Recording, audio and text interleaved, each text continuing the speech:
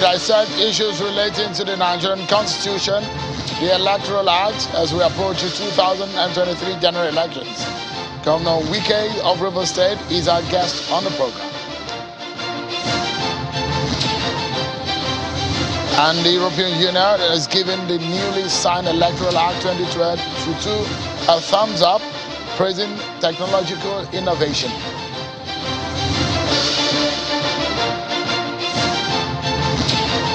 Hello everyone, welcome to the program. This is Politics Today, live on Channels Television. I'm sure Kimalo in Abuja. Tonight, we shall be speaking with the Governor of Rivers State, Governor Nyesom Wike, and several national issues get our attention. But before we get into that, let's tell you that on Tuesday next week, the People's Democratic Party, PDP, will be conducting its governorship primaries in Osun State, and it appears trouble may be brewing. This is because the party is largely divided over the issues of delegate list. And from what we see, it's like some of the party members and leaders are now divided along Senator Demola Adeleke's faction and his nephew, Mr. Dele Adeleke, who also is in the race for the governorship of Osun State and for the ticket of the PDP. Now, there are different court cases in court, some of which judgment have come out. Some of the judgment is in favor of Mr. Dele Adeleke, whose faction now are insisting on serving the national office of the PDP, the court order.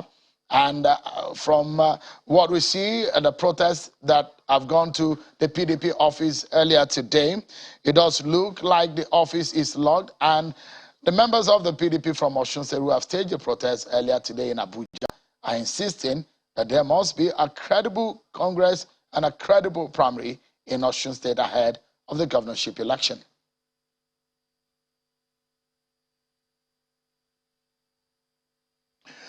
Well, before we get to talk with our guest tonight, let's check out some of your political roundup stories.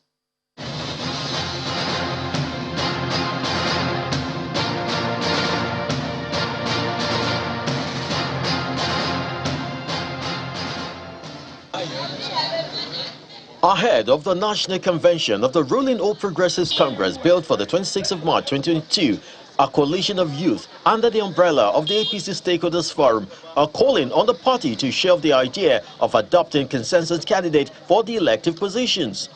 The convener of the group, Yunusa Amadu, while leading a group of protesters to the national headquarters of the party in Abuja, says the leadership of the party should allow delegates to choose their preferred candidates. The publisher of Sahara Reporters and presidential candidate of the AAC in the 2019 election, Omoyele Sowore, says he's ready to rescue Nigeria from the brink of collapse and is insisting that the two major political parties, APC and PDP, are going to stop functioning because of his emergence on the political scene ahead of the general elections. Sowore declared officially interest to run for the 2023 presidency at the National Women's Development Center, Abuja. A faction of the APC in Sokoto State has passed a vote of confidence on the national leadership of the party under the Yobe State Governor, Mai Mala Buni.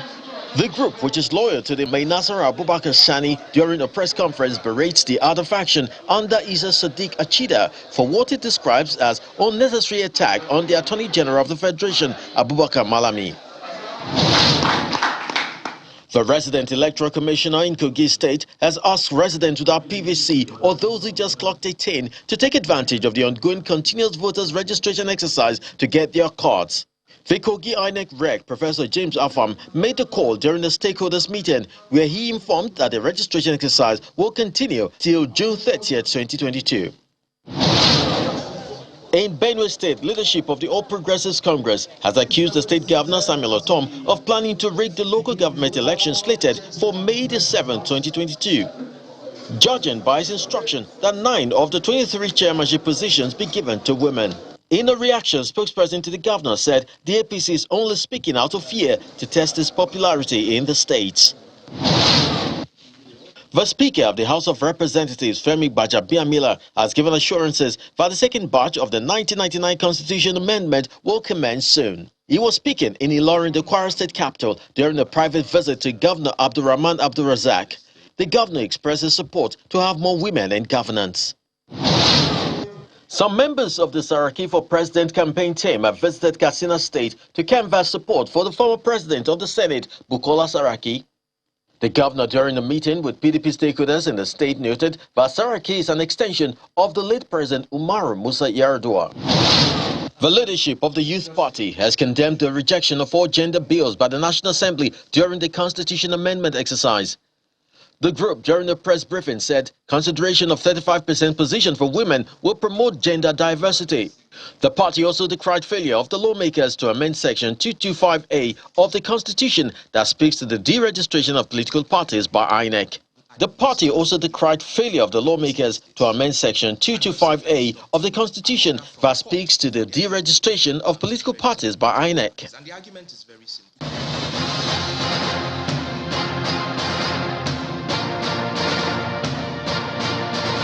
There you have it, your political roundup stories. So let's tell you that the European Union seems to be very happy with the Electoral Act as passed a few days ago. But they are praising the new innovations they see in the new law, and they believe that the Electoral Act has a wide range of measures that will improve the electoral process in the country. They were addressing this conference in Abuja. The head of the mission, Mrs. Maria Arena, explains that the Act improves the timelines for elections and the use of technology for the electoral process. At that news conference, the head of the mission explains that the Act will help tremendously in the next general elections. The passing of the new Electoral Act is a very positive step forward. The new Act comprehensively introduces a range of measures that improve the election process. It is impressive how the National Assembly, INEC and civil society worked together on this. It is a big achievement that paves the way for improvement in future electoral processes. Also impressive are the steps that INEC has taken, most notably in uploading polling unit results in real time so everyone can see what has been recorded. This is a major advance, making the election process more transparent. INEC has also made more information public on its website and is meeting regularly with stakeholders. These and other actions are really encouraging. However, there are very real challenges ahead for INEC. It needs to improve its operations with better planning, logistics and oversight. This is necessary to avoid the shortcomings seen in recent elections, which can put people off taking part in elections. Another serious challenge is the introduction of new technology for the accreditation of voters in polling units. We urge INEC to do a comprehensive lessons learned exercise in the use of BVAS and to have an independent evaluation of their use and to develop a full plan accordingly. Well, the Inter-Party Advisory Council, IPAC, at the national level is seeking collaboration with the European Union ahead of the general elections. They want all hands to be on deck. They want training and retraining and also sensitization of Nigerians ahead of the general elections. The IPAC national chairman and some other members of IPAC met with the European Union election monitoring team today in Abuja.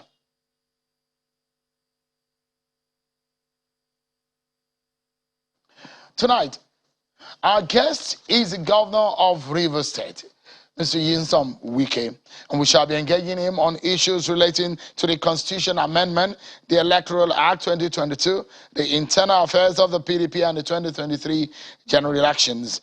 Governor Nyesom Wike is a lawyer who, before his election as a governor, was the Minister of State for Education under the Goodluck Jonathan administration. Governor Wike took over from Rotimi Amechi of the APC at the time. After the 2015 election, he got a re-election in 2019. He's the governor of the oil-rich River State in Nigeria's South-South region. Governor Nyesom Wike joins us from Port Harcourt in River State. Thank you so much, Your Excellency, for joining us tonight. Thank you very much. Let's begin the conversation with the big one. As a legal practitioner and also a governor, you are a major stakeholder, no doubt. And so let's get your view first and foremost in what may concern you, because you are you're someone who has spoken so much about the local government. With the judgment on Order 10 that came by, and some of the criticism always come about the governors and the manner in which they administer the local government areas. What is your view on the amendment to the autonomy, or the structure, or the manner in which our local government is being structured under the present constitution, and what the National Assembly is working on to fix? Well, Sharon, thank you very much. And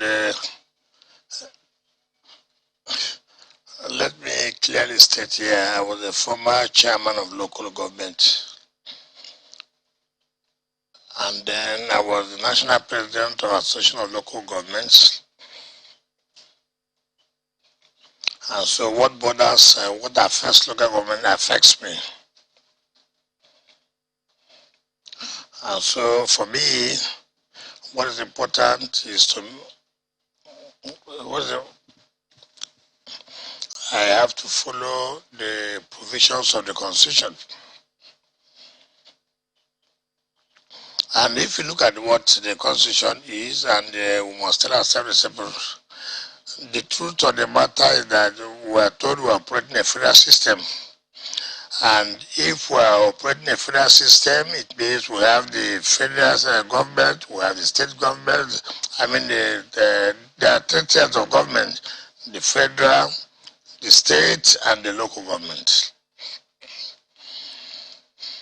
And but when you see the provisions of the law, there are no clear definition of the independence of local governments. But let the truth be told. Let the truth be told. Because some of us believe that if we are partly through federal system or through federalism, the local government must be autonomous. Local government, a lot of people look at it as just financial autonomy. No, it goes beyond that. I'm proud to say, since my inception as governor from 2015 to now, I have never one day, and I want to challenge anybody, ask about the funds that come to local government. I've never, and I learned this from our mentor, Dr. Peter Odili. When he was the governor of the state from 1999 to 2007, I was the chairman of council then. Dr. Odili had never one day said, look, the fund of local government, he should preside over it. And contrary to that, he will say, look, what are your problems? I'm ready to support you. And so that has been the case. For me, it's not whether we must, if we want to change the constitution, then let us change the constitution. But if we are operating through federalism and the federal system, it requires that there are three tiers of government. And that three tiers of government is the federal government, state and local government. And so, and they must get the autonomy. And so, as the federal government is suffocating the states, I will not advocate where the state will suffocate the local government. So that is the truth of the matter. Your So that's my Excellency, position. for those who are of the opinion, for those who are of the opinion that the reasons, one of the reasons why the local governments have not thrived in Nigeria is because of the influence and the overbearing nature of some governors on the affairs of the local government, as they made the local government more or less tied to their apron. So, I mean, this is an indictment on that tier of government. It's an indictment on the grassroots government, the closest to the people of Nigeria. In your own view, what best way can we get the local government to be fully autonomous or fully independent so that they can perform their duties? Well, you see, that's where we talk about, do we want to practice through federalism? Do we want to practice through federal system? If we want to do so, what we are practicing to do, we are not practicing a true federal system. What we are having is a federal system, ensuring the constitution, but the problem a unitary system. I believe that the local government must be autonomous. And the only way you can solve this problem is that funds allocated or meant for local government should go to them directly. I mean, what's my business? What's my business? Because what is that? If a local government campaigns and says, if you let me as a chairman of local government, I'm going to do this, I'm going to do that. And so, if you don't have that opportunity, he cannot do that. So, funds that's coming for local government should go to them directly. I will not be somebody that will sabotage, I will do anything against the local government system. Because I benefited from it under a governor of Dr. Peter Odley, and I cannot be a governor today and then begin to say local government should not get their funds in order to run the affairs of their various councils. I will not do that. I will do that. And so, I don't know why we are afraid. People are afraid of their shadows. It doesn't make sense. If we don't want to operate the federal system, let us not operate the federal system. Well, I mean, so how best do you think that we could go about this? So, constitutionally speaking or legally speaking, when you say that we've not been operating a true federal system, how can we fix that? I said here clearly,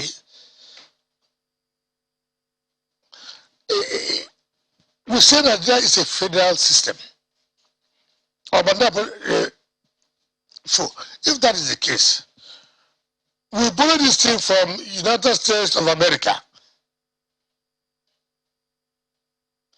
And as a federal system, we have 3 tiers of government. The federal government, the state government, and the local government. So you must embed in the Constitution the autonomy of local governments as it is today. The Constitution does not provide for the autonomy of local government. But the truth of the matter too is that on a proper federal system, as it is operated in America, it is the state that will talk about the creation of local governments or councils, as the case may be.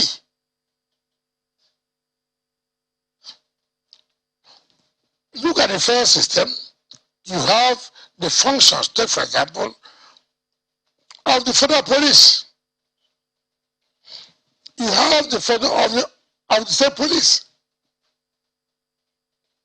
And you also have the same thing as the council police. So we cannot do it, we cannot do half and half. If we say, look, let us do fair system of government, let us do totally, not halfway. So my suggestion is that we should allow a federal system and we must allow it to be protected fully as a way, as the way the federal system is supposed to be operated. Not to take this way. I mean, in this sense, yeah. Apologies to cut in, Governor. No. Are you of the opinion also, as a lawyer, of those who believe that the 1999 Constitution is not the best document that should, is not the best that Nigeria deserve, and for those who are of the school of thought that we need to overhaul it, it doesn't reflect the will of the Nigerian people. There is a 2014 confab right there that is gathering dust, and those who are of the opinion that before our nation can move forward, we need to remove the 1999 Constitution. But if we do so, what then are we going to replace it with? Are you of those school of thought? And if you are, how then can we replace it, legally speaking? What are we talking about that? What are we saying? There's no document that is perfect. The 1999 Constitution has provided that these and these and these are the things that are supposed to be done. And we're not doing it. So it's not as a result of because there's no provisions in 1999 Constitution to cater for all we're asking. Take, for example, so many people look at the problem we have today. I want to call challenging the Federal Inland Revenue Service by the provisions of the Constitution of 1999 as amended. Value added tax is not in the exclusive list. That is the provision of the Constitution. I was not a member of the Govt Assembly of the National Assembly to who amended the Constitution. But as a state, who's the unit of the Federation, and I said, look at what the law says. Look at what the law says. Can we implement the provisions of the Constitution? Today, what are we seeing? What is a result of? We are talking about ethnicity. We are talking about religion. And we're not talking about what has the provisions of the 1999 Constitution, what has it said? Now, you see, this is a country where you call me people talk about religion, ethnicity, geography. Meanwhile, the Constitution has said this and this and this and this is what the federal government should do. This and this and this, the state government should do. Or what they call exclusive list, concurrent list, and residual list. So the problem is not whether, even if you rewrite the 1999 Constitution today, and you provide everything you want to provide, are we willing to implement the provisions of that Constitution?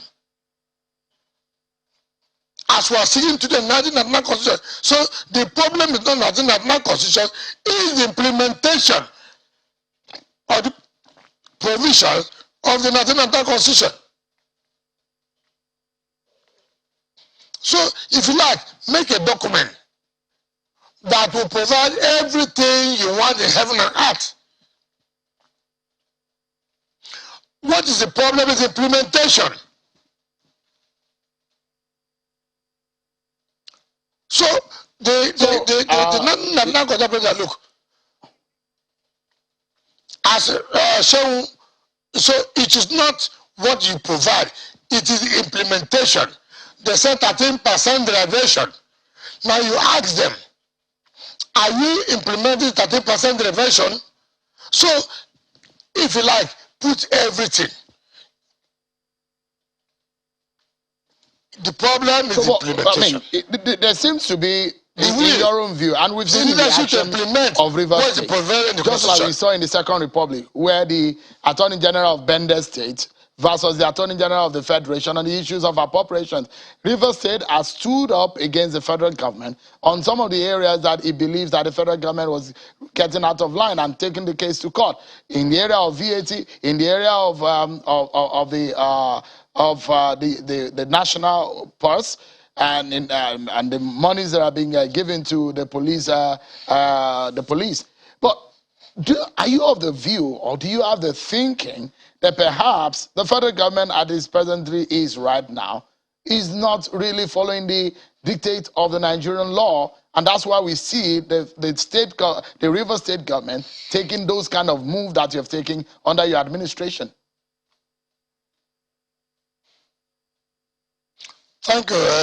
So, it's unfortunate. Politics in Nigeria is such a thing that we try to,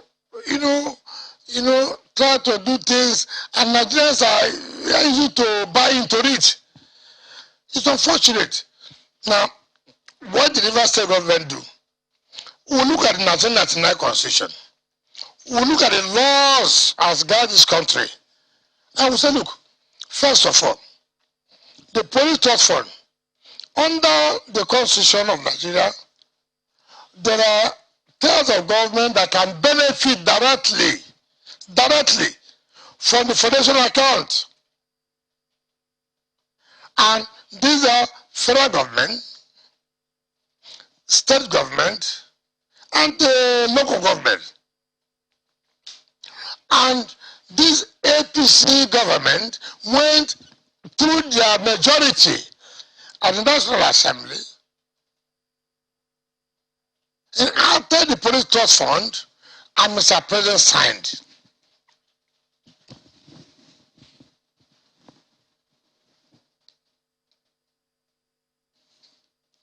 And Mr. President signed. Right? Mr. President signed. Hello, so are you with me? Are you with me? Yeah, I'm with you. Please go ahead. Yes, I am with you. Now, Mr. President signed it. And we said, look, Mr. President, and we said, look, Mr. President, you are wrong. Under the law, police trust fund cannot be one of the beneficiaries that will take money from the foundation account.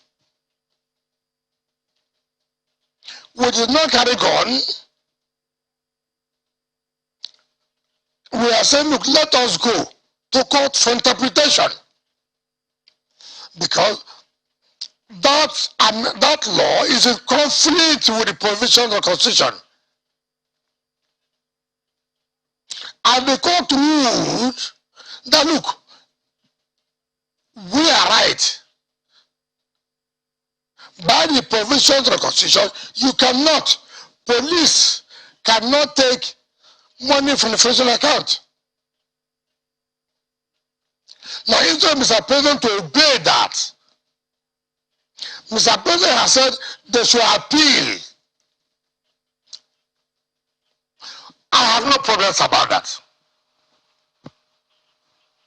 For peace to reign, there must be, for all of us to go to court, to seek for interpretation. And that's what we have done. In the case of that, all right, I have my friends who are governors who may not be favorable, but because, you see, our system is, in anything you do, people will read meanings, religion, ethnicity. He does not want to share. In that issue, I said, look, by law, this VAT is not in the exclusive list. Neither is it in the concurrent list. So, it's in the recipient of the state government. So you can, even if you want to collect on my behalf, can we sit down and see the transparency and everything? I cannot say because I'm in River State, therefore my sister states in other areas should suffer. I cannot do that. I wouldn't do that. But what I'm talking about is the law. Is the law. What is the law? What is the law? I am not the maker of the law. I'm not the maker of the law. So you don't kill me because I say the law should be implemented. It may not suit you, but what is the law? All right, Your Excellency, with due our for a country, break, if but you when say we something, come back, I would like to get yes, your sir. view on the issue of the women bills. 5 of them that did not see the light of day in the voting in both chambers of the National Assembly, and also the fear that if all of these bills go to the State Assembly, just like we've seen in the past, the governors have an overbearing and overwhelming powers to influence the votes and to go in their way. We get your view on those line of thought and also on the Electoral Act and 2023 general elections. Stay with us, Your Excellency. We'll be right back. Thank you so much, everyone, for staying with us. Our guest tonight is being the Governor of Rivers State, His Excellency Governor Gov Wike. He's been speaking with us from the capital of Rivers State, Port Harcourt. Thank you so much, Your Excellency, for talking to us. Let's wrap up on the issue of the Constitutional Amendment. And I'd like to get your view on what happened to the 5 bills, the women-related bills in the National Assembly, which were voted down. What are your thoughts on that? I don't know, Governor, I don't know if you can hear me now. I was asking for your views on the women bills, 5 of them that did not see the light of day in the constitutional amendment process. They were voted down by the lawmakers. What are your views on that? I mean, Shehu, thank you very much. Unfortunately, and you see, this is a country, we don't want to tell ourselves the simple truth. We believe in circumstances. Now, APC controls to 3rd.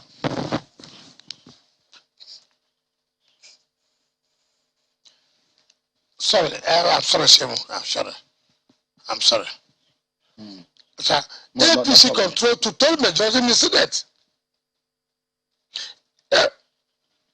APC controls majority in the House of Representatives.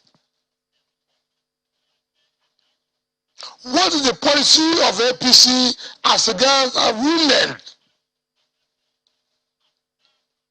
What is the position of Mr. President?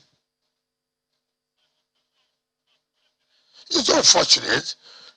I watched on television where the wife of president led some women to go to House of Reps plenary and went to the Senate.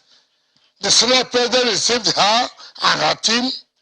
The speaker received her and her team and gave them all the promises. And then look, and then they disappointed them. For Christ's sake, Nigerians who don't want to face reality, who don't want to. So, are you with me? Let's take a moment and listen to the Speaker of the House of Representatives, Honorable Femi Gbajabiamila, on the women bills that failed and what seemed to be like his own intervention. And I hope that we'll be able to fix the communication line with Governor Wike before after listening to the Speaker of the House, Femi Gbajabiamila. Take a listen to him. understand that it is this woman, honorable members. If you do your math and you do your statistics, you will understand that it is this woman that come out en masse to vote for you and I. They come out en masse to vote for you and I. You cannot now be seen working against their interests. This particular provision on party administration, I will publish this vote.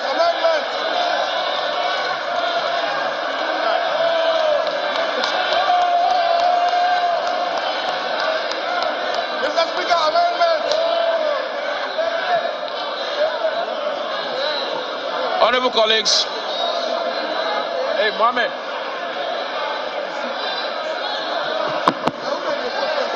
go and take your seat so that we can vote again. We are going to vote again.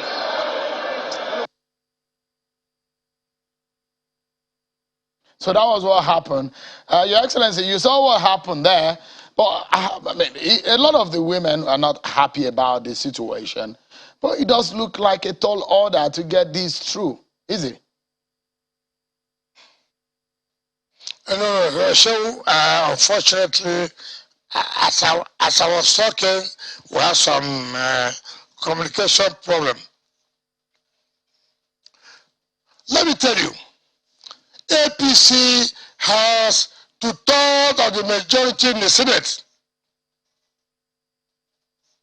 APC has majority of the House of Representative members. What is the policy of APC as regards to women? What is the position of Mr. President? The wife of Mr. President and her team went to the National Assembly, took a vow, which has never happened in this country, to lobby for women. Fine. What did the APC do? Well, majority want to amend the Constitution to benefit our women. And what has come up today? APC failed that amendment. And what are we talking about? The president's wife went to the National Assembly and the wife of the vice president. They were disgraced. And they were disgraced. And Nigerians want to believe women and Nigerian women to continue to believe in such a party that have a majority to change the view, the position of women. I said National Assembly. But, I'm a governor. Your Excellency, when we wonder that your party... Listen, you have a big number also. No, don't touch me. Maybe your party may have made a difference too. No, please. Do not be biased. Do not be biased. If you don't want Nigeria to get opportunity of this, they don't be calling me. And I will want to say clearly, I'm a governor. I told my party, every local government, all the vice chairmen must be women. All councils must have at least 5 women in the councils. I'm the governor. I'm the leader of the party. I don't need my wife to go and talk to anybody. I watched in the National Assembly the wife of the vice president with the House of Reps. Look at how APC administration gave the women matter. And then, what are you talking about? Remember, the women empowerment or women started from Jonathan. 35%. Jonathan started it. It does not need to be in the constitution. APC have told us they don't care about women. All they need to do, all they're doing is to use women. Propaganda. Let me, yeah. Before we wrap up on the issue of the, Governor, before we wrap up on the issue of constitutional amendment, there are big fears that at the end of the day, all of the votes that have come out of the National Assembly will still go to the state houses of assembly, where they will have to vote. Two-thirds will be also the number that will be expecting out of the state house of assembly. But the fear is that analysts have said, look, the governors have overwhelming influence on the parliament or the state houses of assembly. And the fear is that that is the biggest problem that this constitutional amendment process will face. It points the finger to you and your colleagues, the 36 state governors, whether or not this constitutional amendment and the critical areas, just like we've seen in the past, where they died, the process or some of these bills died at the state houses of assembly. What guarantees can we get as Nigerians that at that level, this process will have some triumphant, some victory? Let me correct my impression, my governor. You too, media, you are part of the problem we have in this country. Where you get these stories who do not understand you. It's unfortunate in this country. Even as I speak to you today, you come after me. But the truth must be told. If one is country to move forward, do your own part. And allow the other people to do their own part. The National Assembly, what have they done? Have they done what they're supposed to do? So when it comes to the state, let it be that the state did not do it. If as they pass this, the women matter, let it be that they have done their own work. And let it be that the state failed. You don't just sit somewhere and say, you know, the problem is with the states. You see, this blackmail cannot work.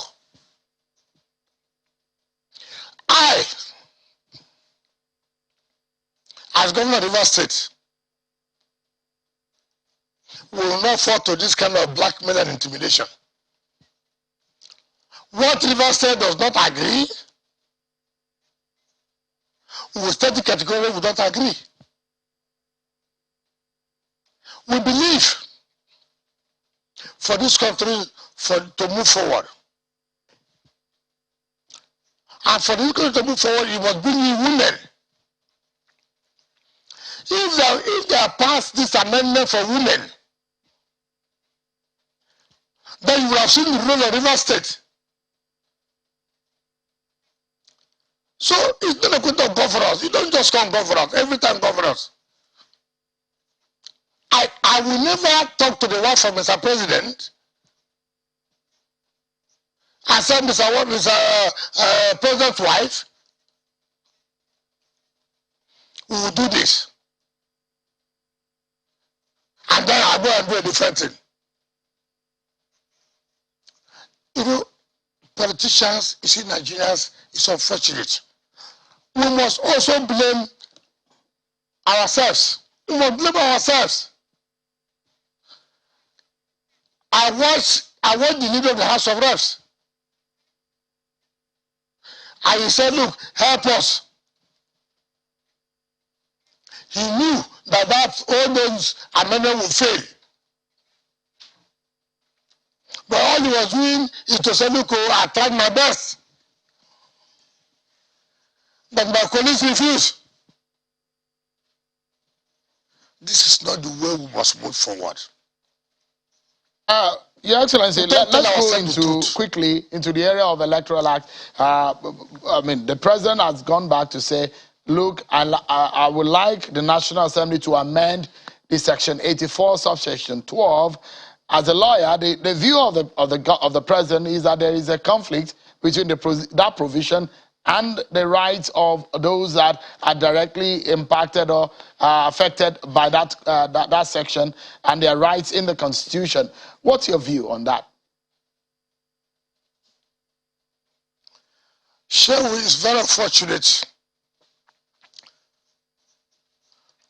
The legislature is to make laws. The executive is to implement the laws. The judiciary is to interpret the laws. Unfortunately, what we have today is where the executives have taken the position or the role of the judiciary of interpreting the law. Mr. President, the legislator said this is what we have done. It is not the duty of the Mr. President to interpret that. The duty of Mr. President is assent to the bill. Let those who are affected, if at all, to go to the court to challenge that particular provision. And if not for Mr. President to write to the National Assembly to say that the conflict, that is usurpation of the power of the judiciary,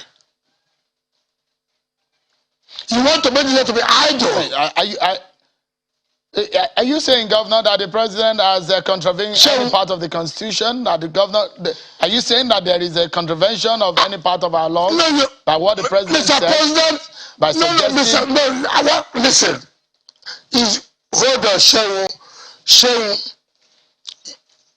You owe a duty for Nigerians to understand this, so that the National Assembly have amended the Electoral Act, assent to Mr. President for assent.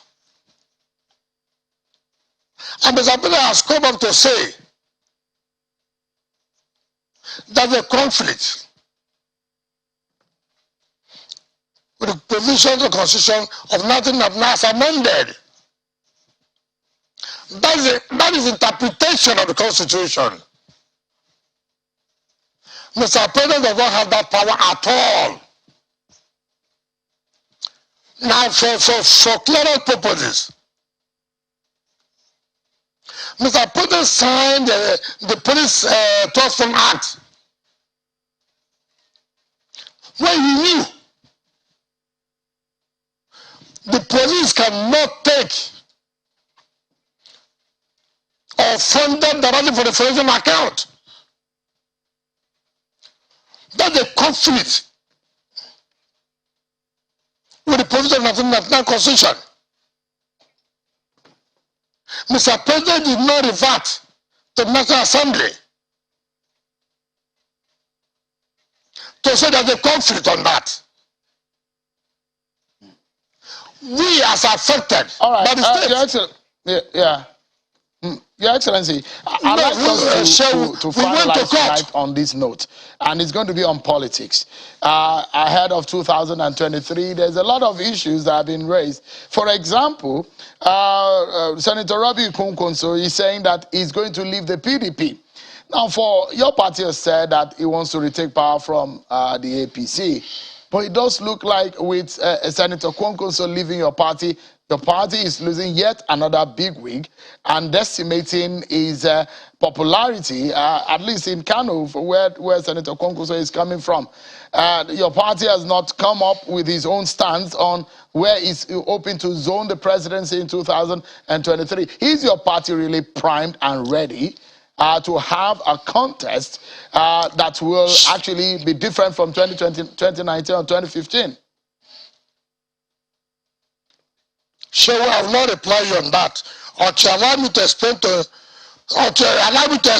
Nigerians on the issue of this electoral act. I won't do that. I won't do it. Allow me the opportunity. I thought you landed on that. To explain to Nigerians to understand. I thought you landed on that thought. That's why I have not landed. No, you are biased. No, I'm not. You won't tell me. You're not going to tell me what to do. No, if you don't, I will explain to Nigerians about this electoral act. If you don't agree, I have no problem. I will not speak to you about the PDP. Your Excellency, let's do. Can we do that in the next 1 minute before we close? If you can, let's summarize on that in the next 1 minute before we close. If you don't allow me, the electoral act is what is important to Nigerians. It's not about Kwakwanso moving out of Nigeria, PDP. Anybody can leave the party. Anybody can leave the party. But you must allow me to explain to Nigerians about the electoral act. If you don't agree with it. Can we do that in 1 minute before we close? Because we are totally out of time now. Yes, thank you very much. I'll be out of time because you're not happy with what I'm saying. The point I'm making is that the president has no power to interpret the constitution or any law. PDP have challenged Mr. President and National Assembly. And they've gone to court. To say, Mr. President, there's no conflict about Section 8412 with the Constitution that's amended. Mr. President must tell us what interest is he protecting. The political appointees are defined by the Constitution are not the public servants. Let Mr. President come and tell Nigeria what is your interest. Stop deceiving us. Those who are affected should challenge it in court. It's not for Mr. President to say, you know, that the conflict, who are we playing? I mean, Your Excellency, we are totally out of time now. We're all Nigerians. Thank you. Well, thank you. Thank you so much, Your Excellency, for talking to us tonight. I appreciate the time. We've been speaking with His Excellency, the Governor of Rivers State, Governor Gov Wike. Thank you so much for your time tonight. But that's our show for today, everyone. Many thanks for watching. I'm Sean Kimale. Bye-bye.